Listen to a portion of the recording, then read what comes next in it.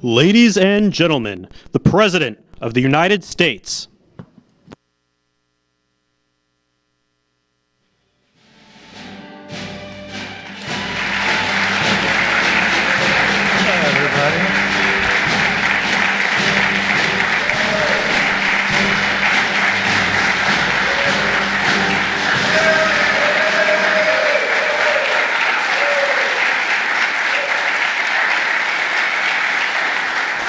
Well, thank you very much. Please sit down.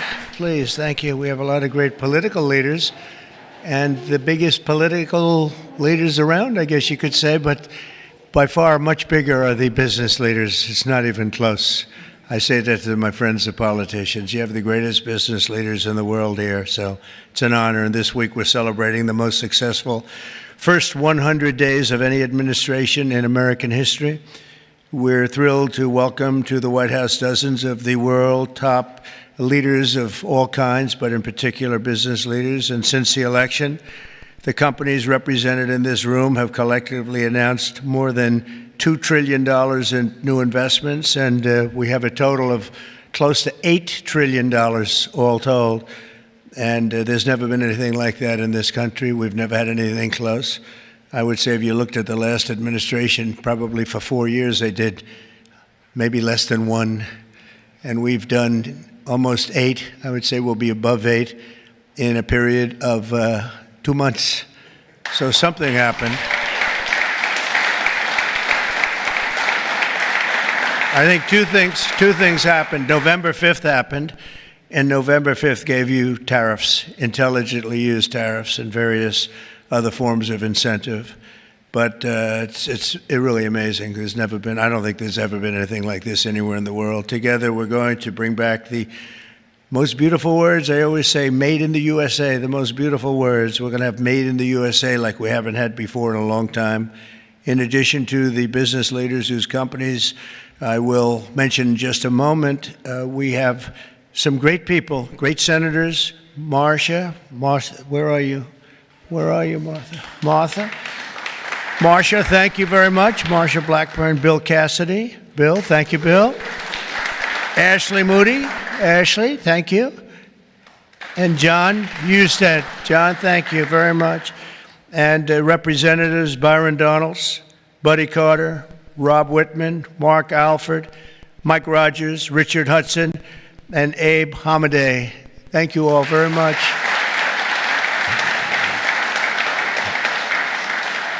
We have Mike Kehoe, governors, Jim Pillen, Kevin Stitt, Mike Dunleavy, along with numerous other members of my cabinet, and I want to thank you all for being here. How come my cabinet has such good locations? You should have given them up to the business leaders. We want their money, you know.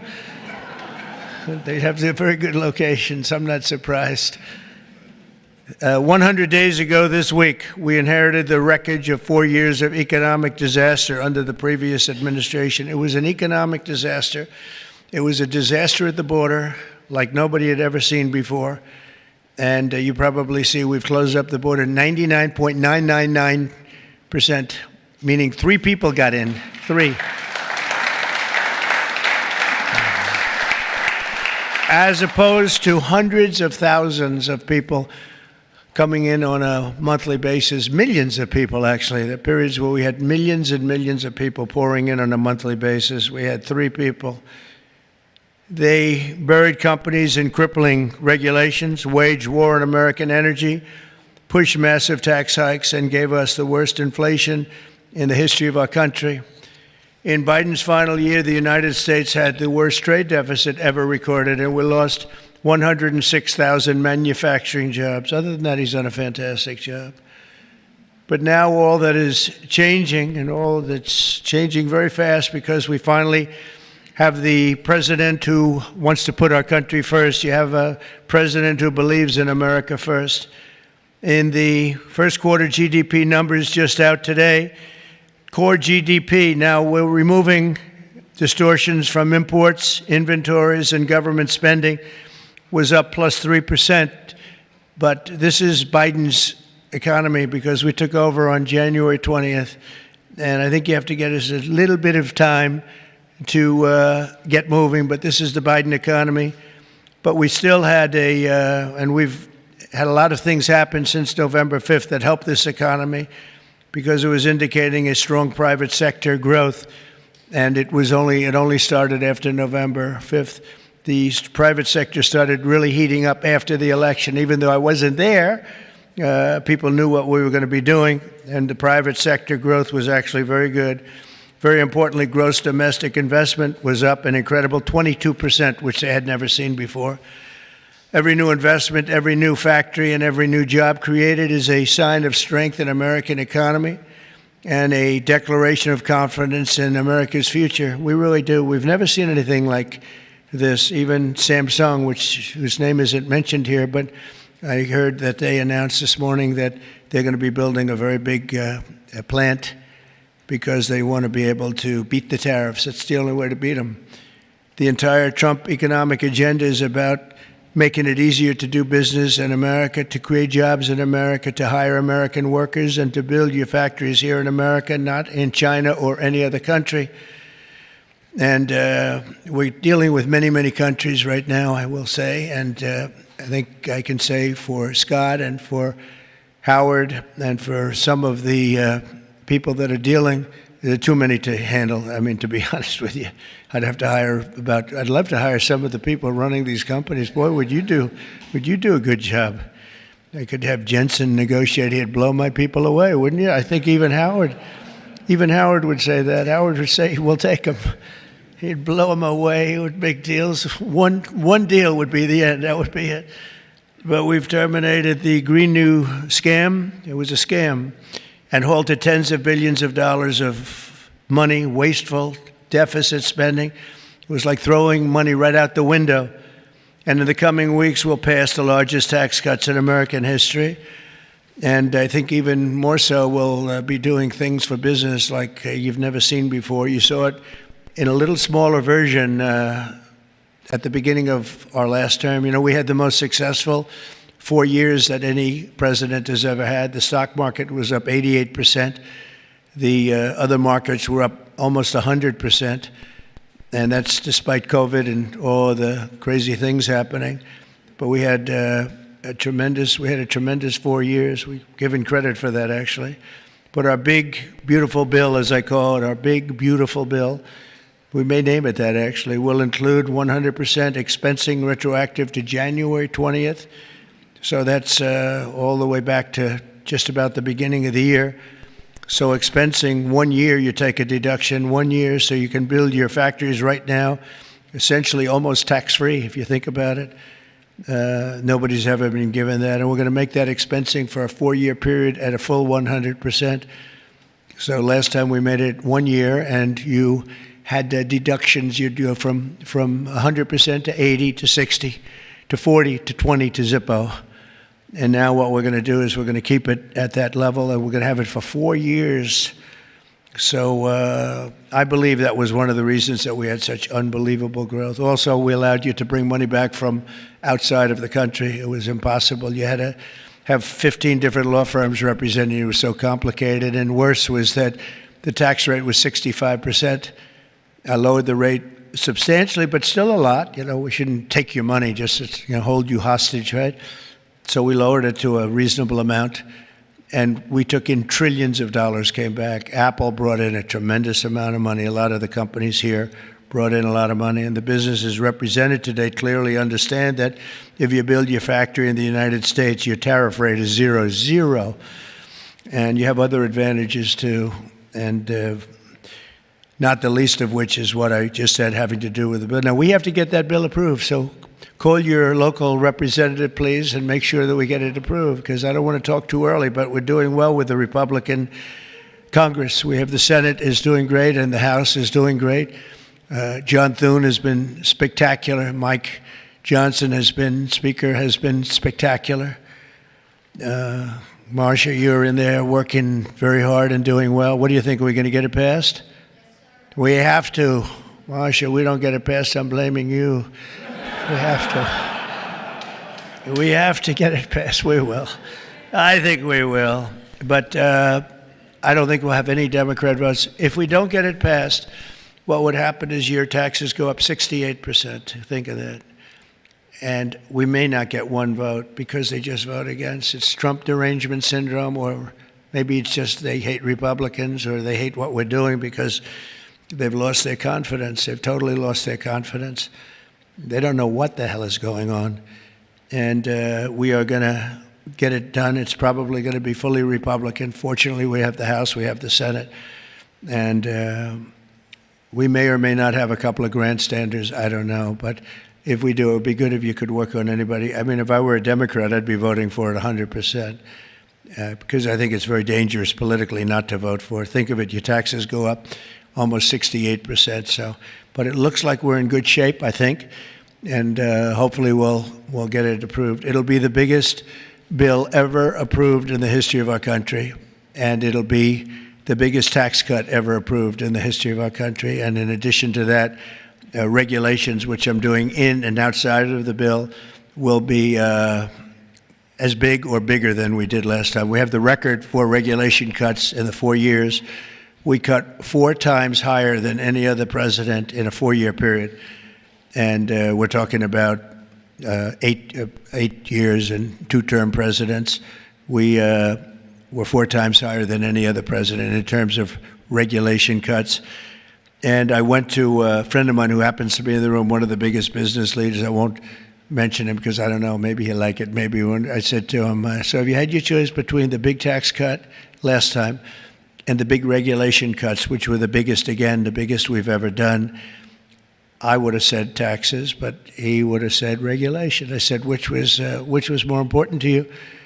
And he said, if I could only have one, yeah, if you could only have one, he said, most important would have been regulation. The regulation was more important than the tax cut.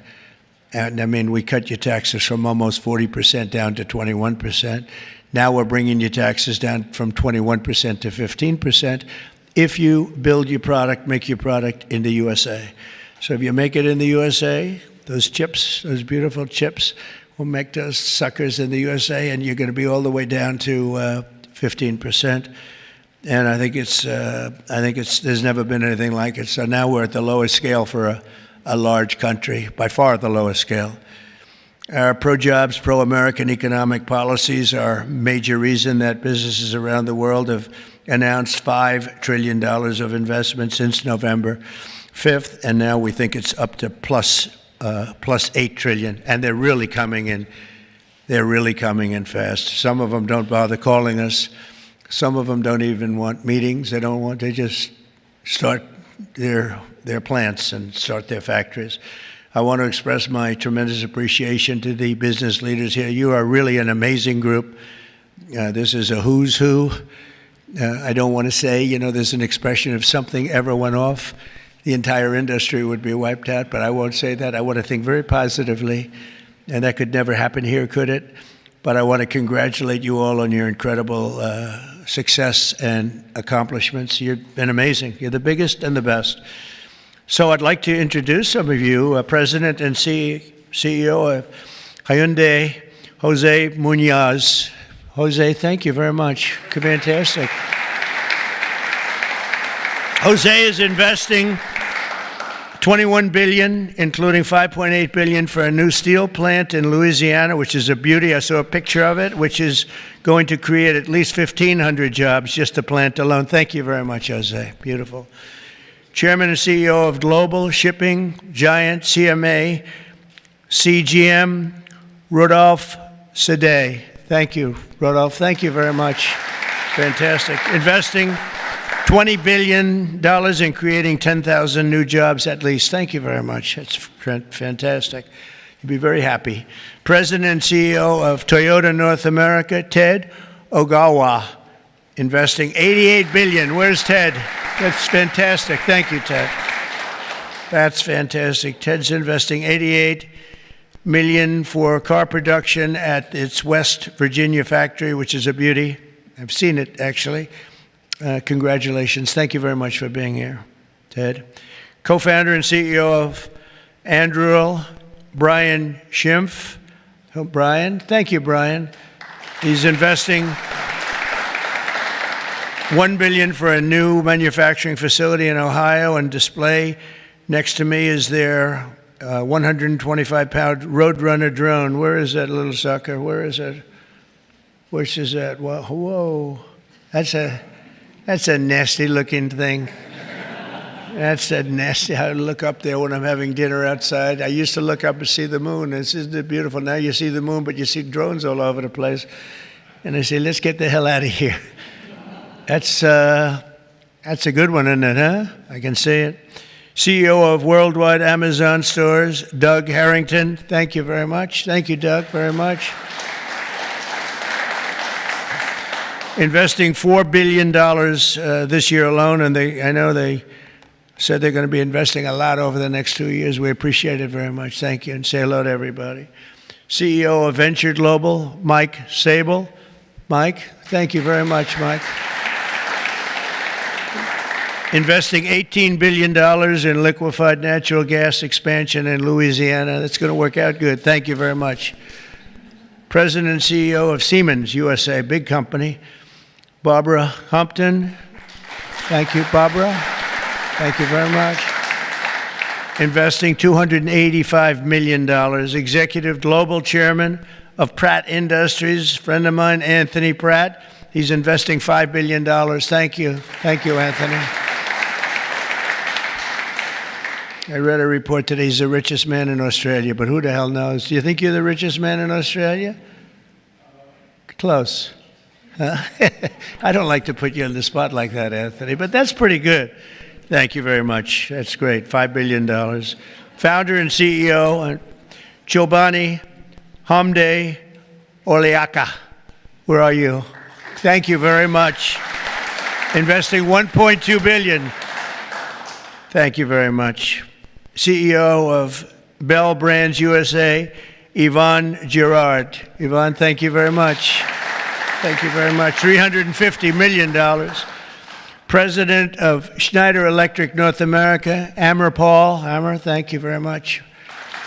Investing $700 million for energy infrastructure in its largest investment in its 135-year history. Chairman and CEO of Johnson & Johnson. Oh, I know, I've heard of that company, huh? Yeah, my hair looks so beautiful because of your product. Joaquin Duato, $55 billion manufacturing plant and research and development and technology. Thank you very much, $55 billion. That's a lot. But you got to catch up with Apple and some of the others. We got to get you to make a little, one of the few companies that could do that, right? Chair and CEO of Eli Lilly, a great guy. Every time I talk to him about drug prices, he sweet talks me. He tells me about the middleman. The middleman keeps telling me about the middleman. By the time I leave the meetings, I was telling my people, I say, gee, he's giving us a great bargain. You know, but David, you have done some job. David Ricks, you have done some job. I'll see you later, too. $27 billion, doubling its manufacturing investment in the U.S., and he's got a very hot topic right now going, don't you? This stuff is doing really well, isn't it? Really hot company. Thank you very much, David. CEO of Novartis, Vas Narasimhan, and that's $23 billion. Thank you. Thank you very much. Thank you, Vas. CEO of Genentech, Ashley Mugargi, $50 billion. Whoa, that's a lot of money. Good, thank you, Ashley. That's a big one. CEO of AbbVie, Rob Michael, $10 billion. Thank you very much. Thank you, good company. President and CEO of Thermo Fisher, Mark Casper, $2 billion. Thank you, Mark, very much. Chairman and CEO of Merck, great company, Rob Davis, $9 billion. Thank you very much, Rob. Chairman and CEO of Abbott, Robert Ford, $500 million. Thank you, Robert. Chairman and CEO of a company called IBM. Arvind, where are you? Where are you? Thank you very much. That's fantastic. $150 billion. That's all? That's great. Thank you very much. You've done a great job. You've done a great job with that company, too, I'll tell you. Chairman and CEO of GE Aerospace, Larry Culp. Larry, thank you very much, Larry. And Larry's investing $1 billion in manufacturing across 16 states, and with us as we have the model of their F-110 engine, which I hear is like, I must tell you, I hear it's the hottest engine there is. You got a gold mine over there, Larry, which powers our nation's finest fighter jets and other jets. And your big engine is really something that I hear is beyond anything that has been produced yet. So good luck with it. And Larry, I think we're going to ask you to say a few words, actually. So come on up. Thank you. Thank you. Thank you, Mr. President. It's an honor to be here representing all of my colleagues at GE Aerospace. We are today 125 years old, but we are inventing the future of flight. Today, we power 3/4 of the world's commercial airlines and nearly 2/3 of the U.S. military combat jets and helicopters. So what you see here with the F-110 powers 70% of the newest Air Force F-15s and the F-16s. I know you were in Michigan just yesterday. Yeah. This is the engine that will be under wing on the F-15EX Eagle II that the Michigan Air National Guard will soon be flying. We're excited about what's happening at our company. We're investing $1 billion this year, as the President said, across 16 states, not only in our manufacturing footprint, but with so many of the small and mid-sized businesses that constitute our supply chain. There's a lot happening. We're excited about it. Mr. President, thank you for what you're doing, not only to revitalize U.S. manufacturing, but helping ensure that the U.S. aerospace industry, one of our biggest net exporters, continues to lead the world in innovation. Thank you. Thank you. Great job. And he has done a really great job. You took over a slightly troubled company, and now you've made it hot as a pistol. So that's really an amazing job you've done in a short period of time. Also with us is Chairman and CEO of SoftBank, Masa. Where's Masa? Masa, come on up here, Masa. Masa has pledged $200 billion plus another $500 billion with Oracle and OpenAI for a total of $700 billion. Thank you, Masa. Come on up, please.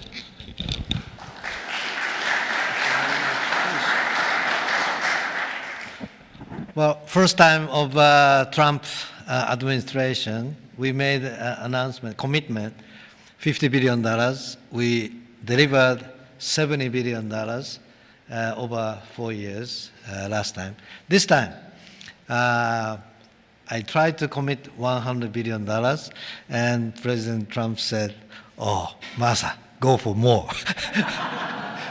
so we did the $200 billion commitment, and then right after that, we SoftBank, OpenAI, Oracle, and MGX together, we announced $500 billion investment. This is the largest investment for infrastructure in the United States, investment. And I think this is more than the scale. The importance is this is the largest infrastructure for the AI, which is the future of mankind, I believe. It's going to change every industry, every way of how our mankind's lifestyle of the future. I am committed. U.S. is the center of innovation. U.S. must continue the leadership of AI. Thank you very much. Thank you. Thank you very much. Great honor. Thank you very much, Masa. Been a friend of mine for a long time. These guys are a mover. We got to say, you are really something. It's great. We appreciate it too. It's great spirit, great genius. Tim Cook from Apple is pledging, not only pledging, is committed to $500 billion. They're going to build plants all over the country, 7 or 8 different states. They've already started. And so I want to thank Tim. That's such a big investment for somebody that, had them pretty much in one location, as you know. Now they're coming into the United States, I believe, because of the spirit and the tariffs and the incentives. So that's Apple for $500 billion. And one of the most brilliant men that you'll ever meet, the man that's done in a short period of time something that is incredible. He's the founder, CEO, and president of NVIDIA. Jensen Huang, he's producing up to 500 billion over the next 4 years to manufacture the most powerful AI chips entirely in the USA for the first time ever. Jensen, would you come up and say a few words? This is a smart cookie.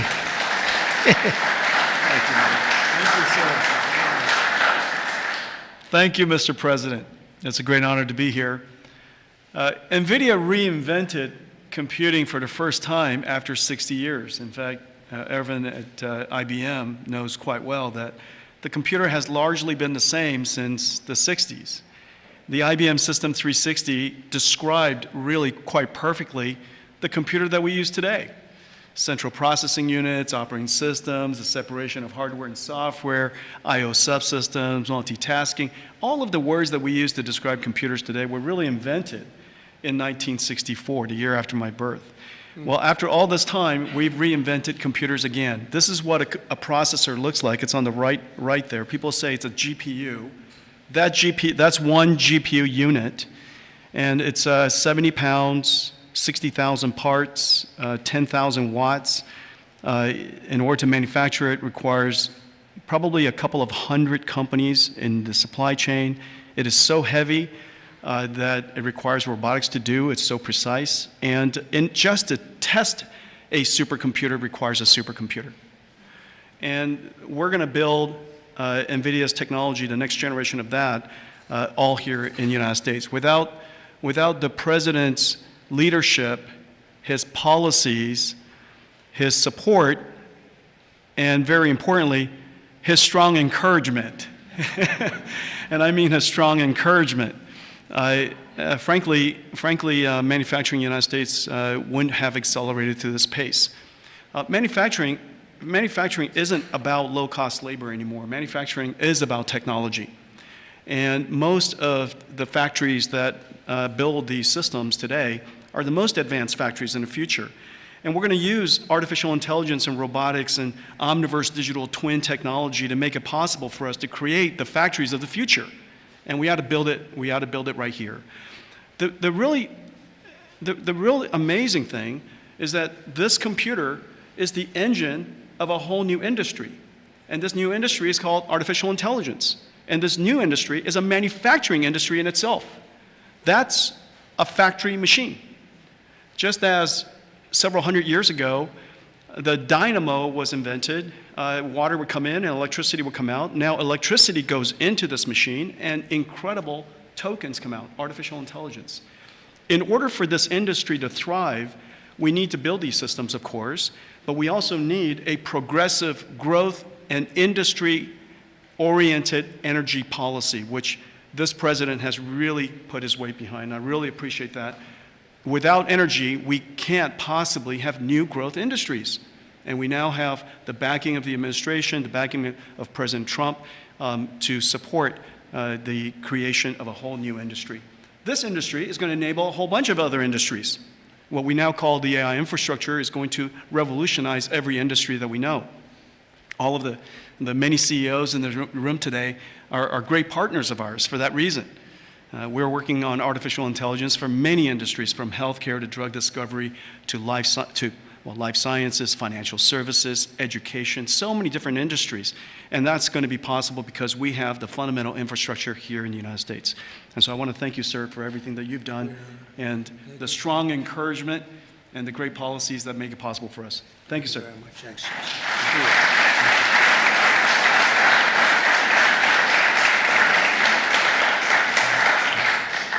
Another brilliant man. You know, we have brilliant people here, and we like brilliant people, actually, but we have a lot of brilliant people in this group, and it's an honor to be with you. Past 100 days have been fighting to reclaim our jobs and bring our country back to a level that it's never seen before, and again renew the American dream, which is what we're doing. We have tremendous spirit. I don't know if you've heard, but it's become really quite a story. I see Pete's right over here, Secretary of Defense. We have the largest number of new enlistees or people enlisting in the military forces that we've ever had. And if you remember 6 months ago, we couldn't get anybody to sign up. That's a big turn in a very short period of time. And November 5th had a lot to do with that, and our Secretary of Defense and a lot of the people that you see sitting here really had a lot to do with that. There's great spirit. I can say that also with the police forces throughout the country. We're having a hard time filling them up. It's a dangerous job, but now we have waiting lists at almost every place. And that's an amazing accomplishment when you think. It's amazing.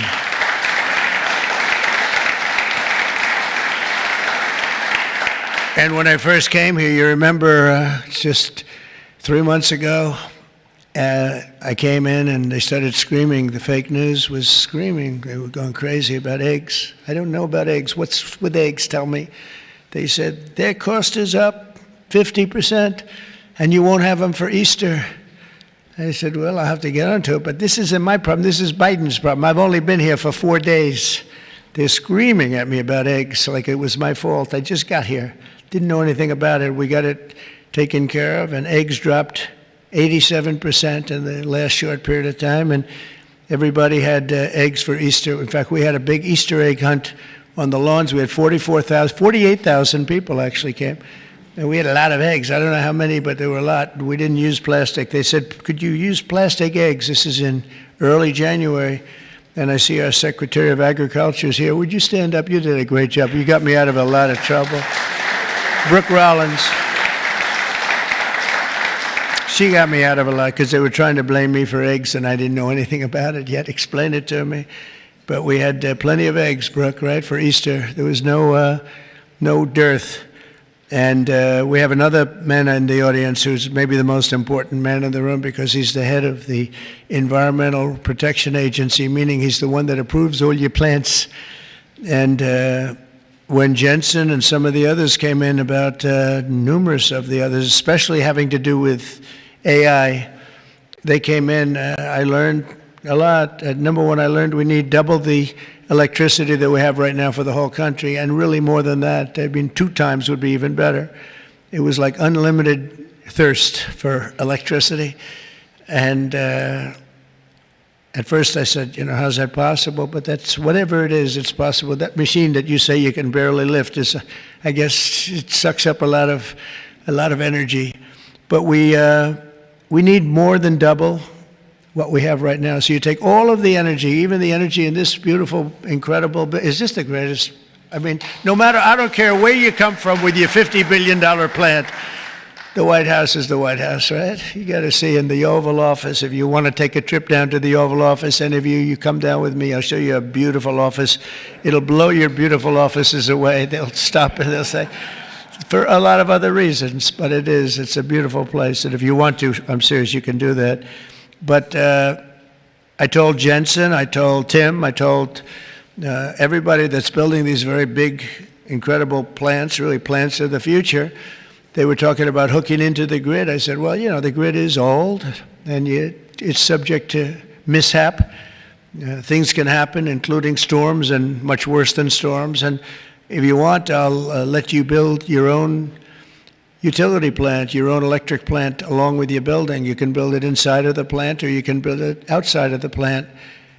And I went to Lee Zeldin right here, and I said, Lee, we got to get fast approvals for these people. You know, they're going to do the best job. They're going to have the best engineers, the best everything. We'd like to have them build their electric for them. They don't have to go outside. You become a utility. You become a great producer of electric. And if you have any extra, you put it back into the grid if you want, or you sell it back in. But you're going to be able to build, so this way we don't have to worry about, do we have enough? Because if you look at California, they have brownouts, blackouts, and everything else. They don't know what the hell they're doing. Governor doesn't have a clue. But the last thing you want to do is be hooking up to the California grid so that we can go in and you'll say, gee, we have to close down the factory for a couple of days. We have a little brownout going on. So you're going to be able to build your own plant and produce as much electric as your beautiful heart's desire. And that'll be something that nobody's done before, and we're going to ask Lee to get those approved very quickly, and he'll get it approved before you can even imagine. He's great. He's great. He knows the difference. You know, you can take years to get those approved. I would say previous to us, it would be years and years. Or you could take weeks to get them approved, and it'll be just as good. But they don't play games, and they're going to get it done, and they'll get it done very quickly. So that's going to be a big help because you're going to have unlimited energy, unlimited electricity. And I think it's going to really, we want to stay number one. We're number one right now by a lot. I will say this, if I didn't get elected, I would say get out of the AI business fast. Get out of all business fast, probably. Maybe get out of the country fast, because this country was heading in the wrong direction, but now it's heading in the right direction. I think it's the most consequential 100 days in the history of our country in certain ways. We had an editorial from a group that normally wouldn't give good editorials to people like me. And they said he's the most consequential president because of what he's doing with all of these policies that you're reading about, long beyond the electricity and the plants, having to do with many other things like secure borders and all of the many, many things. I could go down and name them. We're gonna be getting tremendous amounts of drug and pharmaceutical companies going to be pouring into the country. They're going to have to. They're going to have to, and we're going to give them a lot of time to do it, but after that, there's going to be a tariff wall put up, and they won't be happy about it, but they'll be happy if they start building right now. Right now, it's going to be build, and after a certain period of time, it's going to get tougher, and then it's going to be real hard to do business in this country. So for the pharmaceutical companies, chip companies, a lot of different companies, we're all set to really grow. Groceries are down. The grocery prices are down. Gasoline prices are down. We had some gasoline selling for $1.98 a gallon just recently in 3 different states over the last 2 days. It was at $4, and it was higher than that in some places. It was over $5. We have it way down. Energy prices are down all over the country. Mortgage rates are actually down slightly, even though I have a guy in the Fed that I'm not a huge fan of, but that's all right. These are minor details. Don't tell him I said that, please. As the cameras rock and roll back there. No, he should reduce interest rates. I think I understand interest a lot better than him because I've had to really use interest rates. But we should have interest rates go down. It would be positive, but it's not going to matter that much because ultimately what we're creating has much more to do with other things than it does just pure interest rates. But it would be nice for people wanting to buy homes and things. The prescription drug prices just saw the largest monthly decline ever recorded. So, David, I'm having a little bit of an impact, at least on you, as I just browbeat. I browbeat this guy. He's got he looks like he's 25 years old. He has this massive company, Eli Lilly, and it has no impact on him whatsoever. But I just see this number just came out. It's the largest monthly decline ever recorded. Yeah, but it's probably about 2%. You know, they did that to make me feel a little bit better. But I appreciate it. We have achieved the lowest number of illegal border crossings in U.S. history, and we're at a level that nobody thought we could get to in 2 years, let alone a couple of months. And I think Kristi Noem is here someplace. Where is Kristi? She's here. Stand up, Kristi. And Tom Homan. And I see Linda. Stand up, Linda. You are doing so good. Education. We're bringing education back to the States, where it belongs. And she's been incredible. She's very upset with Harvard. They have $53 billion in a fund, and yet they want more grants. And it looks like we're not going to be giving them any more grants, right, Linda? And, you know, a grant is at our discretion, and they're really not behaving well, so it's too bad. But our country is roaring like never before. Nobody's ever really seen anything like this. And again, the big thing is whether it's $8 trillion or even more than that, by the end of the year, it could be a number that would be, I think it's already, there's never been anything like it, but this is in a period of a couple of months. I think by the end of the year, the numbers will be just staggering. It's really going to be something very special, and I'm very honored to be with you. And I'd ask if anybody has any questions, please. This is your time. This is your time. You'll be live on television, all the fake news back there. Now that'll keep them down, right? That's the way to keep them down, unless they're bad people, in which case, unless they want to make some news. Would anybody have any questions? Anybody? Business leaders? You want to know anything about depreciation? No? I love it. We've done such a good job, we don't have to take. Howard, would you like to say a couple of words, please?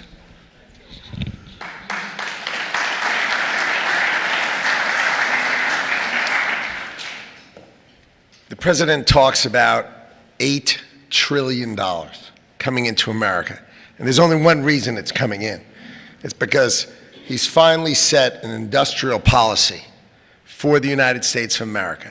We are the greatest economy in the world. We finally have a president who understands that we need to reindustrialize. We need to be made in America, made in the USA. And you feel it. You feel it with these leaders. You feel it across all your peers. Everyone feels it. It's coming back to America, and we are going to be rocking. So thank you, sir. Great job. Great job. So thank you very much, everybody. And for the business leaders, if any of you would like to come down to the Oval and say hello, if you've never seen it, if you have seen it, just go home and enjoy your lives, count your money. But if you'd like to come down, I'm heading down there now. And again, thank you very much, everybody.